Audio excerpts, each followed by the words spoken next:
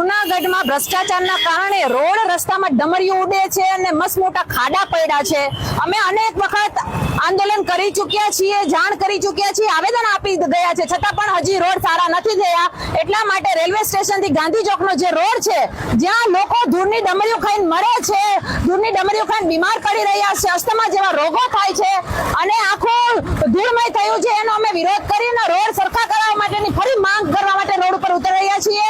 અને અમે મહાનગરપાલિકા ભાજપને એવું કહેવા માંગીએ છીએ કે બહુ કર્યો ભ્રષ્ટાચાર, હવે આમ આદમી પાર્ટી તમને મૂકવાની છે નહીં, કારણ કે આ લોકોએ કરોડો રૂપિયાના ટેન્ડરો પાસ કરે છે, કરોડો રૂપિયાની ગ્રાન્ટો આવે છે, પણ પોતાના ઘર ભરવા અને પોતાના બંગલા ભરવા માટે આ લોકોને જરા પણ વિચાર નથી કે રોડ રસ્તા ખાડામાં જૂનાગઢમાં રહેતા લોકોના જીવ જાય છે।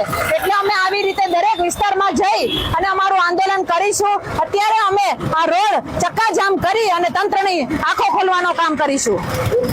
275 કરોડ રૂપિયાના જે ટેન્ડરો મંજૂર થયા છે, આ ટેન્ડરોમાંથી કોઈ જનતાના કામ નથી થવાના। હું તમને ઉદાહરણ આપી દઉં કે રોડ બને છે, ખોદે છે તો કે પાણીની લાઈનો નાખવી છે, પાછી ઢાંકે છે, પાછી એમ કે ગટરો નાખવી છે। અત્યારે થાંભલાના કામ લઈને બેઠા છે, થાંભલાના કામમાં કરોડો રૂપિયાનો ભ્રષ્ટાચાર કરી લે છે, જે થાંભલા બદલાવાની જરૂર નથી, આવા થાંભલાને પણ એ લોકો ખોદીને કાઢે છે અને નવા આ થાંભલા નાખવાનું બહાનું કરે છે, પણ નવા બિલ મૂકે તો ખીચામાં પૈસા જાય ને। એટલે આ લોકો આવા પ્રોજેક્ટોના નામે નવા બિલો મૂકે છે, જે બિલો કરતા કામ ઓછા પૈસાનું હોય છે અને જે બિલોના ઉપરનો જે પૈસો હોય છે પોતાના ખીચામાં પોતાના ઘરમાં ભરે છે ભાજપ, એનો અમે સખત વિરોધ કરીએ છીએ।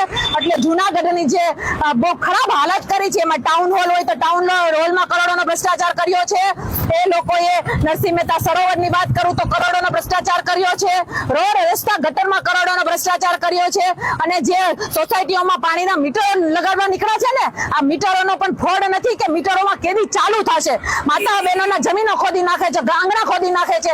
એટલે મહાનગરપાલિકાના ખોખલા કામ સામે અમે અવાજ ઉઠાવી રહ્યા છીએ। અમારી માંગણી છે કે સુવિધા મહાનગરને મળવી જોઈએ।